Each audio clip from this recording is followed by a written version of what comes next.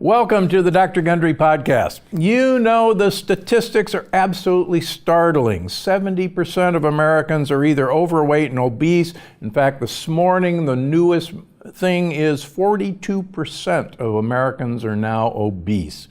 Nearly 1 in 3 Americans are suffering with diabetes or pre-diabetes, and certainly in my practice, over 80% of the people I see have diabetes or pre-diabetes, and 1 in every 4 deaths in this country are caused by heart disease. Well, according to my guest today, all of these problems can be traced back to a single source: food. So joining me today to discuss this is Dr. Mark Hyman. He's head of the Strategy and Innovation for the Cleveland Clinic Center for Functional Medicine, host of the Doctor's Pharmacy podcast, and the author of a brand new book, Food Fix: How to Save Our Health, Our Economy, Our Communities, and Our Planet, One Bite at a Time. Whoa. Today, Dr. Hyman and I are going to discuss how and why our health problems are so connected to the food we eat, the greedy players at the root of the problems, and the best way to take back control of our food and our health. Mark, it's so good to have you on the podcast. Good to see you again. Good to see you too, my friend. All right, so let's start with the big picture. What has happened to human health over the past few decades? Oh my God, well, it's just been staggering. It's sort of like a massive tsunami that has hit us, and we have just been unaware and unprepared to deal with this onslaught of chronic disease. I mean, when I was born, 5% of people in America were obese. Now it's 42%. That's staggering. You know, we had maybe really rare cases of type 2 diabetes, and now it's 1 out of every 2 Americans has prediabetes or type 2 diabetes. 6 out of 10 people have chronic disease in America, and 4 out of 10 have more than one. And what's even more staggering is globally, the cause seems to be processed food. And the Global Burden of Disease Study, which was 195 countries, showed that we have 11 million deaths a year from people not eating good food and eating too much of the ultra-processed food. That's about the same amount of people that died through the entire World War II in the Holocaust. So imagine a Holocaust every year happening from a preventable cause that nobody's talking about. That's the situation we're in today. Well, you know, I'm glad that makes a good parallel to what's happening in the news. I mean, we talk about global pandemics. Yes, but coronavirus. What you're talking about, is actually the global pandemic that no one is talking about except a few of us. And with your new book, You're really leading the charge on this. Why is this happening on an international scale now? Well, one, our government policies support a food system that makes us sick and fat, cripples our economy, threatens our national security, threatens our kids' academic future and learning, and creates so much social injustice. And the reason the food industry is so nefarious is they not only influence policy, but they're in every aspect of influence. And they control the story and the narrative about what we should eat and what's good or bad. For example, they fund $12 billion worth of nutrition research, quote, nutrition research, things like candy helps kids with weight loss, or soda is a health food, you know, like crazy stuff that's out there that confuses the literature. So the government spends only $1 billion. So they spend 12 times as much as the government funding nutrition, quote, nutrition research that pollutes the science and confuses other doctors and consumers. That's why the headlines are all over the place. Second, they fund professional societies. So those trusted groups that we take our advice from, like the American Heart Association, you're in cardiology. I mean, you know what kind of garbage they put out, and why? Because a big portion of their revenue comes from the food industry and pharma, about $192 million a year. And then, of course, you've got the Academy of Nutrition and Dietetics, which receives 40% of its funding from the food industry. They control their conferences. They now don't allow pictures in the exhibit hall at their annual meetings because it's all full of junk food, and they don't want people to see who's supporting the Academy of Nutrition and Dietetics, which is the major nutrition association. So we're taking their advice, but maybe it's not the best advice. And then you've got them funding front groups, things like the American Council on Science and Health and the Center for Consumer Freedom and Climate Smart Agriculture and Crop Life and all these wonderful sounding groups that are front groups for the food industry to get their agenda pushed forward. And not only that, they actually are driving social groups to behave in certain ways. For example, they fund the NAACP and the Hispanic Federation, which is why they oppose soda taxes, is why they get all these benefits for their communities from these companies that are poisoning them, and they're the ones who are the most affected. So on every level, whether it's social advocacy groups that are co-opted, professional groups, front groups that are putting misinformation out there, corrupting science, policy change, the food industry has very deliberately driven our food system to produce the worst food on the planet, and then is exporting it to every country in the world, which is why we're seeing 80% of the people with chronic disease are not in America, they're in the developing world. 80% of the type 2 diabetics are in the developing world. And there's this double burden of obesity and malnutrition often in the same families because of this sort of inundation of fast food companies into these countries where it's aspirational. So McDonald's, is a upscale brand in China, right? KFC is an upscale brand in Africa. If you're affluent and like here we think it's like, not really exactly a great date night out with your wife, but in those countries, it's like, wow, you're in India and all these countries, it's like the best thing you could do. And I think it's just driving incredible rates of obesity and diabetes in these countries that is unprecedented, and they're just not equipped to deal with it. And it's happened so fast. Like our food has changed so much over the last 40 years. Our methods of production, our quality of our food, the processed food, it's staggering. And so healthcare systems, governments, and people are just so ill-equipped to even recognize that there's a problem. Okay, 38,000 people die from the flu every year, and that's bad. And, a few thousand have died from coronavirus, which is terrible and tragic. But like literally 1 million people die every year just from heart disease in America, right? Why aren't we talking about that? So, you mentioned governments, and you and I both know that companies actively persuade politicians with money. And talk a little bit about that. Is that one of the reasons our government or other governments aren't doing anything about this? Yeah, it is. It is, unfortunately. I mean, just to give an example, one bill, which was the GMO labeling law, which was euphemistically called the DARK Act, the denying Americans the right to know if their food's got GMO in it or not, right? The food industry spent $192 million in 1 year on one bill. That's staggering to me, right? They influence laws and policies in that way. They spent $500 million on one bill, the Farm Bill, which is really driving most of our food policies. It should be called the Food Bill because most of it is food programs like SNAP or food stamps, WIC, Women's, Infants, and Children, children's programs, and they also fund commodity crops and agriculture, which is the raw materials for the processed food that then we pay for with SNAP dollars, and then we pay for Medicare, and then we destroy the environment at the same time. So we're paying 4 times for the corn we produce as taxpayers, and the companies don't have to pay any of that cost, right? We privatize the profits and socialize the costs. So we have a country where the government and the citizens are paying the cost of this food, which is not actually in the price you pay at the checkout counter. So what is the price of a can of soda? I mean, I looked up, as I was writing the book, I looked up Smart Water, which is made by Coke, and Pepsi, which is made by Pepsi. And Smart Water is more than 4 times the cost of Pepsi. Smart Water is 9 cents an ounce, and Pepsi is 2 cents an ounce. Wow, I want a Pepsi. Right, sugar water is cheaper than water. Like, what kind of world do we live in? And it's confusing because sugar water is made with water. So why is it cheaper?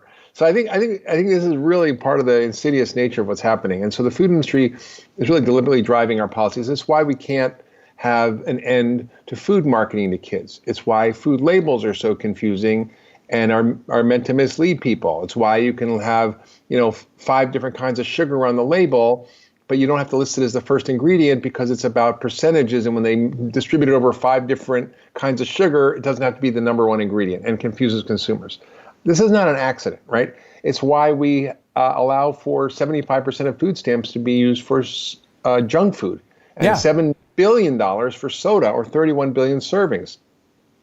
It's why we have a farm bill that supports agriculture that's destroying the environment, that's bankrupting farmers, that's creating crops that are producing industrialized processed food, and that actually is leading to all these excess costs in the government on the other end, rather than supporting things like regenerative ag. So these are the policies that are challenging. Even Medicare, Medicaid, we should be paying for food as medicine. Your program should be covered. The things we're doing at Cleveland Clinic, using food as medicine to treat chronic illness, should be covered. They're not covered. So we have all these problems with our policies that are influenced by the food industry that impede our ability to solve these problems. And part of what we have to do is define this, call it out, and start to work on our congressmen and senators, putting pressure on them to make a change. And I'm starting a campaign called the Food Fix Campaign, which is a lobby group and a nonprofit to go in Washington and tell a different story, because they're only hearing one side of the story. I was recently at a meeting with a friend, Sam Kass, who was the senior advisor to the Obama administration for nutrition policy.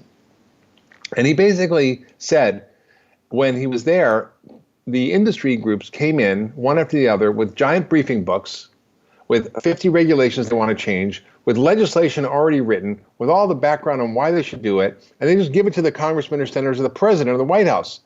And they go, okay, this is great, thanks, and that's all they know, because they don't have time to figure everything out. He said not once in the entire 8 years did a group come, there was an advocacy group or a lobby group for the right policies, for making improvements in nutrition. It's like the lobby was make pizza a vegetable, make French fries a vegetable, make ketchup a vegetable for school lunches. That's who was advocating. And we have a presidential candidate, and I'm sure she's a nice person, but she was a senator from Minnesota, Amy Klobuchar, and I write about in the book. She lobbied for pizza to be a vegetable. Why?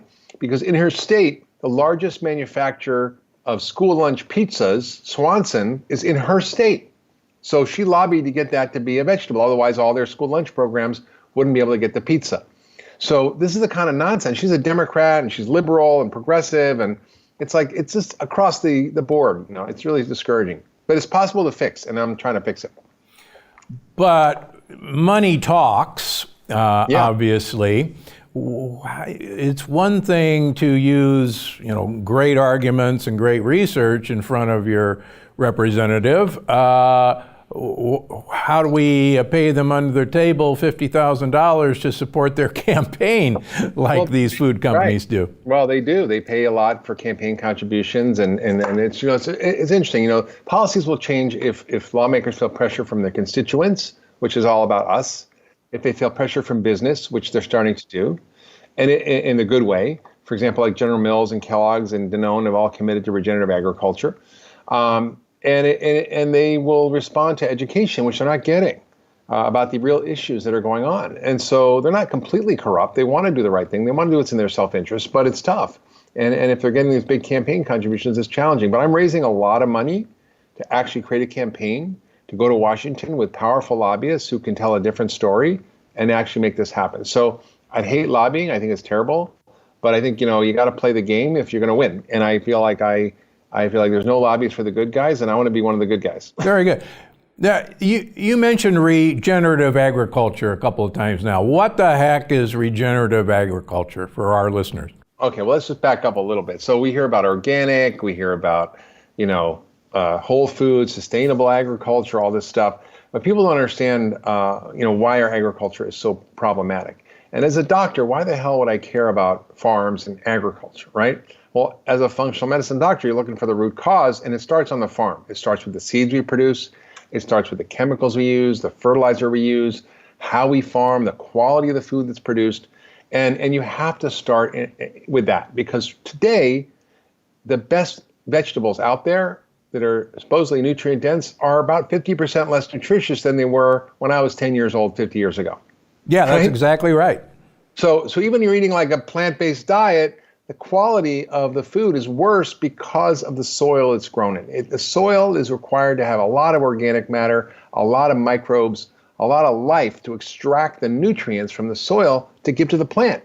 Right now we farm in dirt, which is lifeless, dead, can't hold carbon, water, and no organic matter, and it doesn't really produce high quality food and creates all these other problems like climate change. So our food system is the biggest cause of climate change. We've destroyed our soil so much that actually it's one of the biggest causes of climate change. We think the rainforests are terrible. We're cutting down the rainforest. Yeah, that's bad, but it turns out soil is worse. We've lost a third of all of our soil on the planet. We lose an area the size of Nicaragua to desert every year. We deforest an area the size of Costa Rica to grow crops for animals or farming, and that's 7 billion trees a year. And all these farming techniques actually destroy the environment, destroy the ecosystem, and 30 to 40% of all the carbon in the atmosphere since the time of the Industrial Revolution, and that's about 1 trillion tons is in the atmosphere, about 300 billion, or a third of it comes from the soil loss of organic matter. So regenerative agriculture is a method of farming that has a whole bunch of benefits. One, it builds organic matter in the soil, which sucks the carbon out of the atmosphere. And the UN said we could literally stop climate change for 20 years if we took 2 of the 5 million degraded hectares of land around the world and turned it to regenerative agriculture, which would only cost $300 billion. Now that seems like a lot. It's only 3 times as much money as Jeff Bezos has. And it's less than the money we spend for Medicare on diabetes every year. It's less than the entire world spending on the military for 60 days. And if you do that, you could put the carbon back in the soil. You conserve water. We're seeing these farms, like 1 million acres were flooded in the Midwest. Part of that had to do with this quality of the soil being so bad that it couldn't hold the water. Right. When you have organic matter in the soil from farming the right way, you actually can hold 27,000 gallons per acre. And then you increase biodiversity. We've lost 75% of our pollinator species, butterflies and bees that agriculture depends on. When you restore the farm to a healthy ecosystem by regenerative agriculture, you actually bring them all back. So you have all these benefits. And then you produce better food, better quality food, and more abundant food that's more profitable for the farmer. I know a regenerative farmer, he says he doesn't use any chemicals or pesticides, saves tons of money, and he makes better food, more food, and makes 20 times the profit as his neighbor. And he's drought and flood resistant and climate resistant on his farm because it's a diverse ecosystem as a regenerative farm. And there are a lot of techniques to get at regenerative farm. There's a lot of ways to do this. A lot of it's talked about in Drawdown, which is a great book about how to draw down carbon. Right. And the food system is also the number one solution to climate change, not fossil fuels or renewables. It's that. And I mean, those are other things are important, but it's not as important as the food industry and fixing the food system.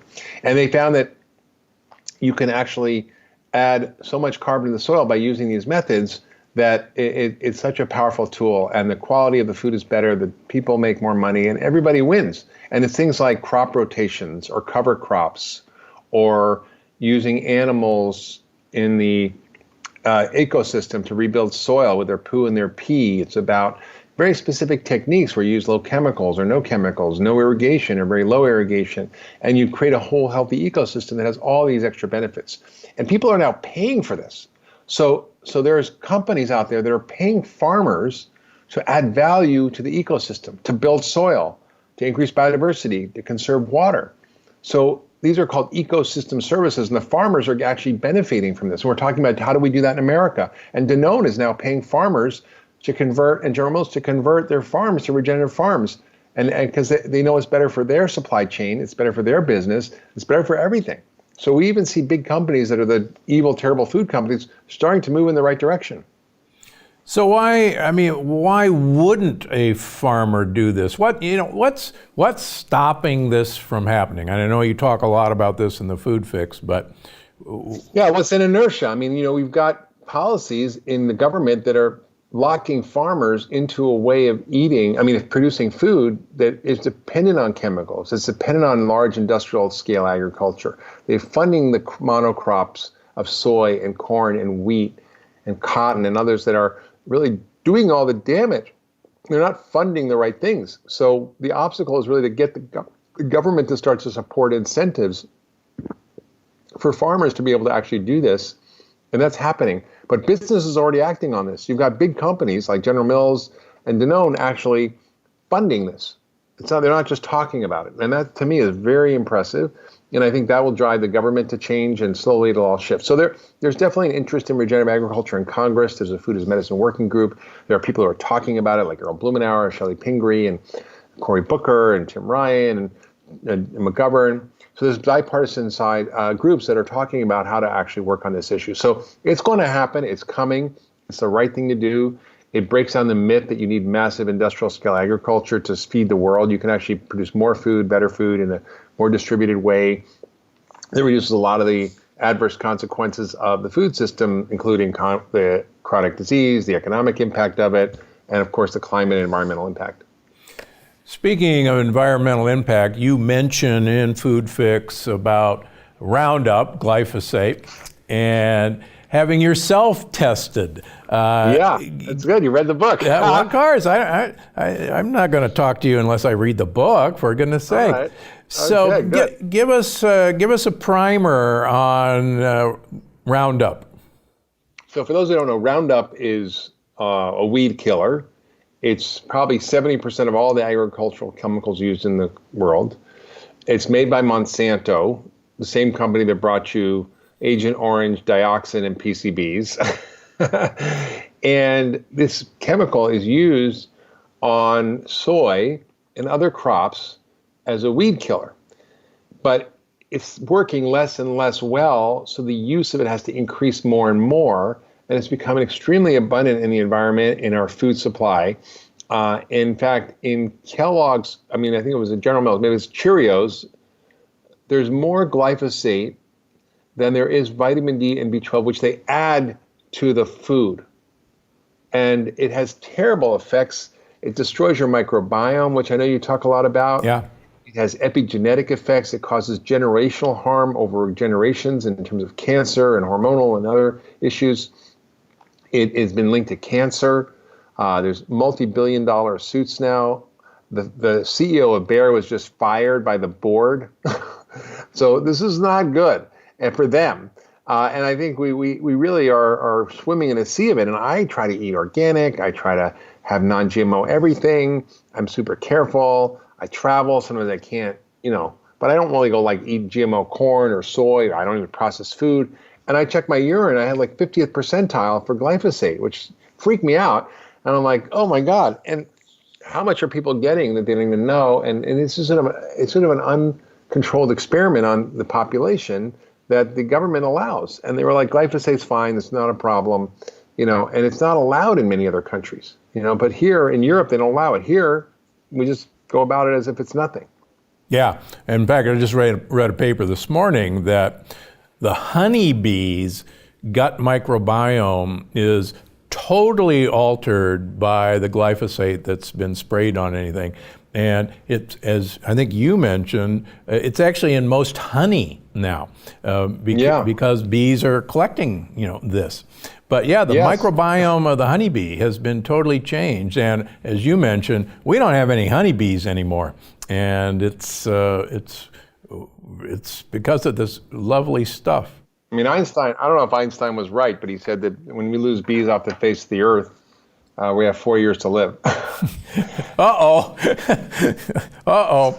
So actually, you know what's really tragic, Stephen, is that now there are not enough bees, and there are humans doing the job of bees. They literally hire farm workers to go around with little feather dusters and pollinate all the trees because there's not enough bees to do it. So when humans have to start doing the job of nature, it's a losing battle. Yeah, you're right. You mentioned in Food Fix, and I totally agree, some of our most vulnerable people in society are the people who are most affected by this. And yes. Tell us what this stuff is doing to our brains, all this wonderful ultra-processed food. Well, to poor minorities, they're more target affected, and our children is what scares me the most, because we're literally poisoning the future generation of Americans and pretty much the world. If you eat, and the studies have shown that if you eat processed food as a kid, your brain is 10% smaller and your IQ is 7 points lower. That should be terrifying to people. And the CDC put out a report about nutrition and academic performance. And they found that these kids who ate poorly and were malnourished from the food they were eating or the food they were not eating showed poor grades, poor academic performance, trouble concentrating, trouble problem solving, trouble focusing, trouble with attention. I mean, these are real things that are going on, that these kids' brains are being affected by this. I had a teacher come to me the other night. I gave a talk at the 92nd Street Y, and she's like, I'm so frustrated because our schools have such poor nutrition. The kids are struggling so much to learn. The principals are squeezing the teachers because the kids are getting bad grades. But all I have to do is change the food, and this is not my opinion. This has been shown over and over again. Even behavioral issues. We see so many behavioral issues in kids and violence, oppositional behavior, and we even see it in adults. The divisiveness of our society is crazy now. Like, I just don't remember it being so crazy and everybody hating each other and everybody fighting, whether it's you're paleo or you're vegan or you're on lectins or you're off lectins. Like, everybody hates each other. It's like, and it's like, why can't we get along and find our common ground? And there's a lot of science about how these processed foods drive inflammation in the brain that decouple the frontal lobe, which is your adult in the room, with the reptile in your brain. That's your fight or flight mechanism. And so they're not talking to each other. So when something triggers you, you don't go, okay, I might be triggered, but I'm going to just take a breath and have a rational response. We're just in this constant state of conflict. And they took these kids, 3,000 juvenile delinquents, in a controlled environment, swapped out bad food for good food. And these kids had dramatic reductions in violence, use of restraints, 75% reduction in restraints, 100% reduction in suicide. And suicide is a third leading cause of death in kids 10 to 19 years old. Yeah. So think about that. I mean, if our kids are killing themselves because of the food they're eating, that's terrifying. All right, so we're going to conclude because I can't take this any longer. But no, we got a lot of solutions. Exactly. So it's not all doom and gloom, right? The book is called Food Fix, not Food Apocalypse. There's plenty of bad news for sure, but there's a lot of good news about what we can do, what businesses can do, what your local governments can do, and what our state and federal government can do to make a difference to fix the food system. And I have a whole action guide with all the solutions. People can go to foodfixbook.com, and the action guide is free, and it gives you the 20 top solutions for you as a citizen, the 20 top solutions for governments, businesses, farms and farmers. So it's really an exciting moment where we actually know what we need to do. We know how to fix it. It's a solvable problem. It's just going to take political will. It's going to take consumer activism, and it's going to take people standing up and doing the right thing. Tell me about Victory Gardens. Most people don't know that during World War II, 40% of our food in the United States was grown in home Victory Gardens. And I know personally growing up after the war, we had a Victory Garden in our yard, and I actually did it when my kids were growing up. Yeah. Where's the Victory Gardens, and how do we do it? That's a great point. So, in World War II, we came together to fight a common enemy. And we were willing to make sacrifices. We were willing to ration food, have Victory Gardens, and we were willing to do all sorts of things, turn the lights out at night because we didn't want the enemy to be able to see where our cities were. And so we really had a really robust coming together as a society. We need to do the same thing for what's going on today with chronic disease, with all these social problems that are all connected to food, and with climate change in the environment. It's an existential threat to us. And I think most of us just go about our daily life and we worry about coronavirus because it's an acute thing. This is like slowly boiling a frog, right? If you boil a frog and you drop in boiling water, it'll jump right out. If you turn the heat up slowly, he'll just sit there and boil to death. And that's what we're doing now. It's terrible. So there are a lot of things that we can do, whether we want to have choices in our own diet. For example, just say, I'm not going to buy GMO foods anymore. That alone will make a difference in your health and will stop the demand for these foods. 2, you can become a regenitarian, which is a new idea that I came up with, which is how do you source your food from more regenerative farms? So you can, for example, go to mariposaranch.com, where they have all kinds of poultry and meats that are regeneratively raised, and you can get it direct from the rancher at a fabulous discount of about $2 a serving on average for regeneratively raised beef, which is affordable for most people. So we have the technology to do that. You can start a garden, call it a victory garden, call it a community garden, whatever you want. I've had gardens most of my life. Start a compost pile, because food waste is the biggest source of climate change after the U.S. and China if it were a country. Wow. Yeah. So it's like we throw out 40% of our food. It's an enormous waste of resources. That's bad enough. But what's worse, everybody throws out in America a pound a day per person on average. But that's not the worst part, is when we throw it in a landfill, it actually rots and off-gases, and it turns into methane, and is a huge cause of climate change.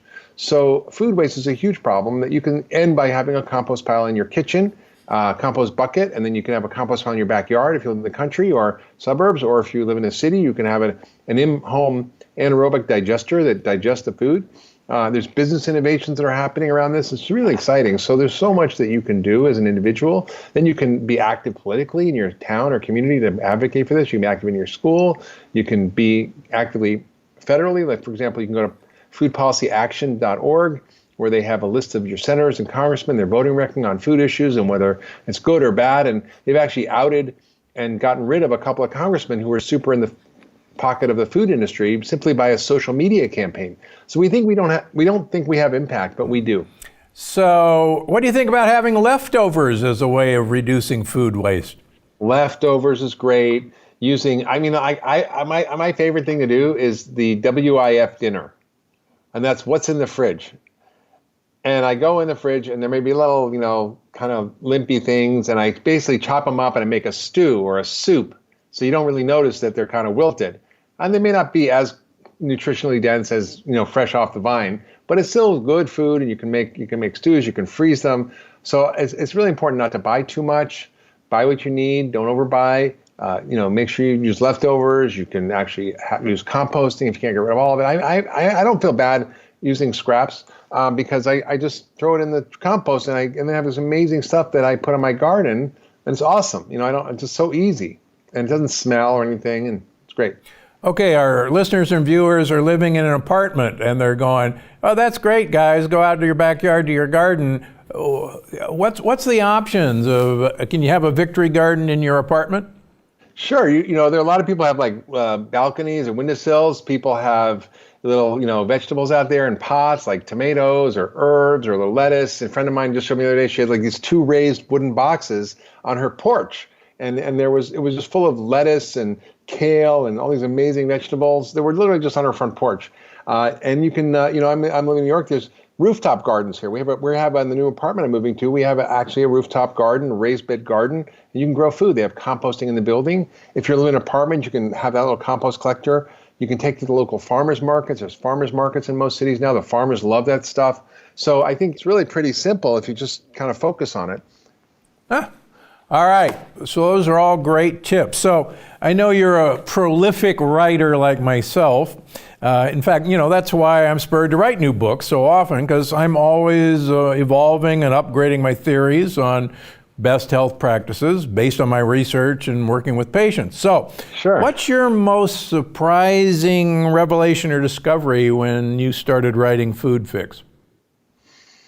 I don't think I really grasped how much the food industry and the food system was driving so many problems. I just didn't get it. I knew as a doctor that it's bad for health and that it causes chronic disease. As a functional medicine doctor, it's clearly the focus. But that it, affects kids' academic performance, that it causes mental health issues, that it causes violence, that it causes and perpetuates poverty and social issues, that it causes climate change, that it destroys the soil, that it's driving our economic crises. These are all massive effects of our food system, and I also wasn't as aware of all of the bad behavior of the food industry. I kind of knew in vague terms that it was an issue, but I just didn't understand the ways in which they were acting that are so deliberate, that are so toxic, and that are driving so many bad policies and practices, and it's just heartbreaking. Here's an example. Food stamp program, and it's a great program because it helps save 46 million Americans from food insecurity. It's not enough, it's not good enough, it's got problems, but there's no nutrition guidelines in there. There's nutrition guidelines for women, infants, and children programs, for school lunches. You can't just serve whatever you want there. And there's no guidelines. And the hunger groups, like Feeding America, which are very altruistic, are opposed to changing food stamps to limit access to processed food or to soda because they feel like it's going to stigmatize the poor, and all they're worried about is getting them enough calories.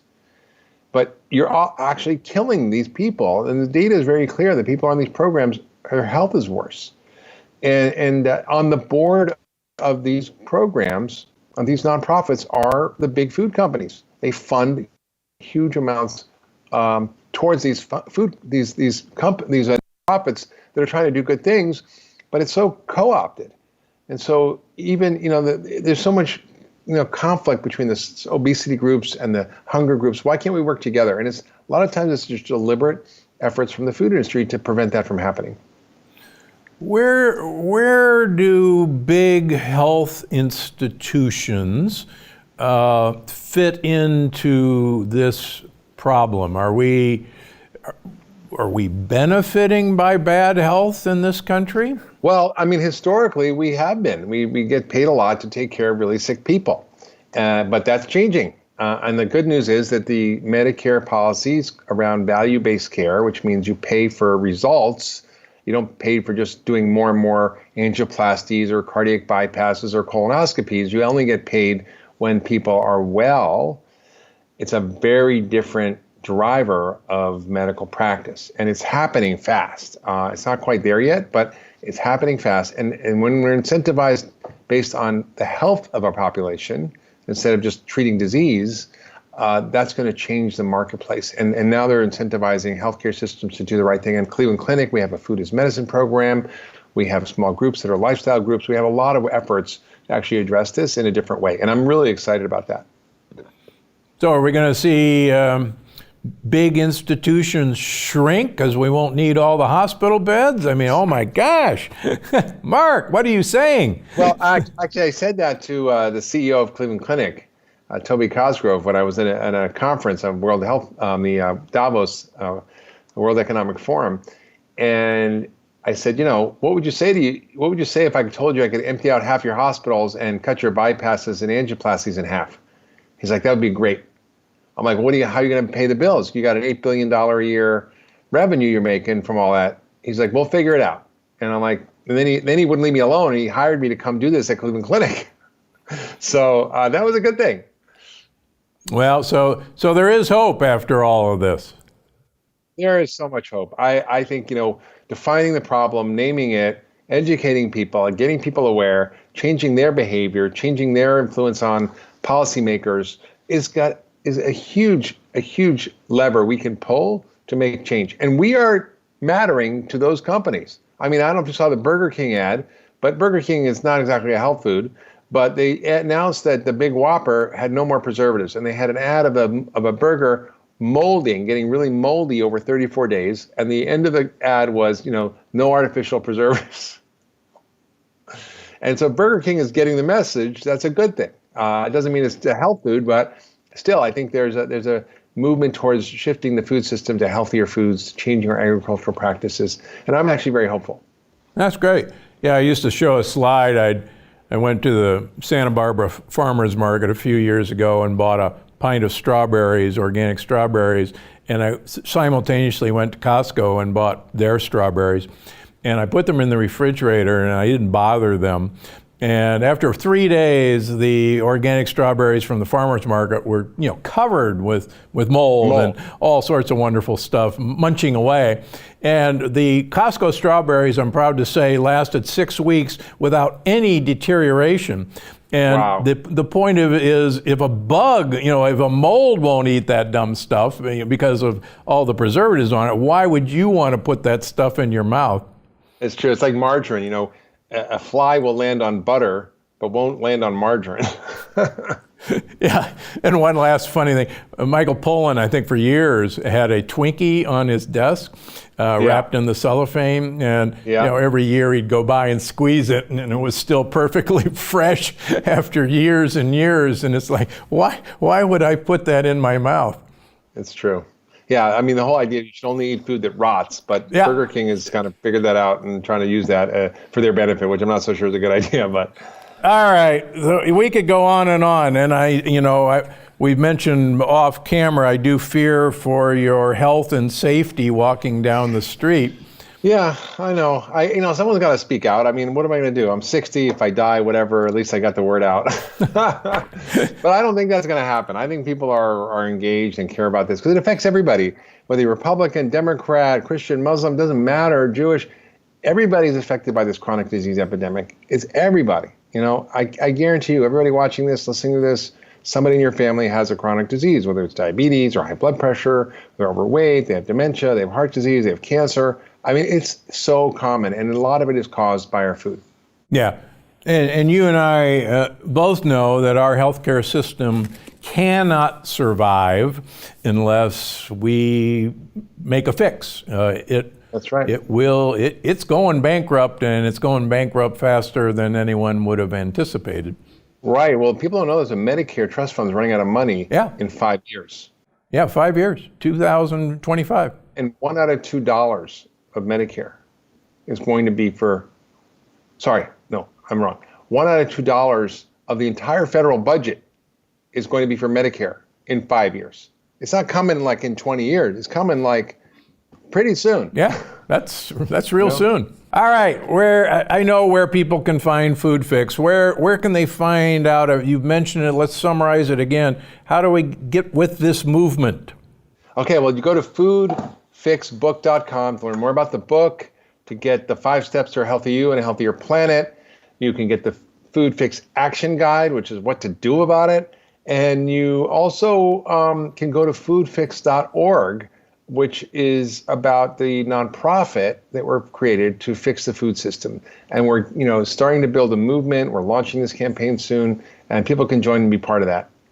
Good for you, and thanks for taking this on. I know you have nothing else to do.